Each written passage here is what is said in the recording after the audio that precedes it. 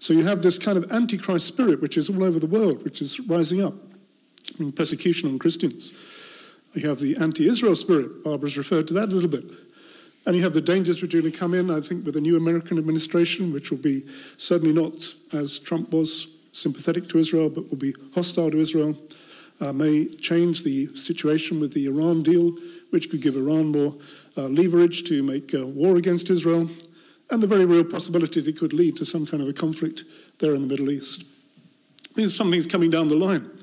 Reading also that the UN is saying that the food situation in the world is really serious, and by next year you could have millions of people without any food. And you could have another famine worldwide in many parts of the world because of lack of food production, because of the problems with the coronavirus and all that kind of stuff affecting people, especially in the poorer parts of the world where they can eat. You put all these things together, you've got enough reasons to be alarmed. And actually, I don't want you to be alarmed, I want you to have faith. So this is why we come back to the Bible, and the only place you're going to find reasons to have faith and to continue are actually in this book.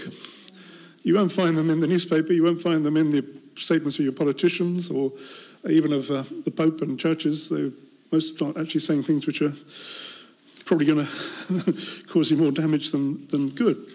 But when you read the Bible, then there is a hope. And say the hope for the disciples was that Jesus, yes, he would be crucified, but he'd also rise from the dead and conquer sin. He was going to go away, but he's also going to send them the Holy Spirit. And we saw also in the passage he tells them he himself is going to come again. I take you to be with me, that where I am, you may be also. Going to be with you for eternity.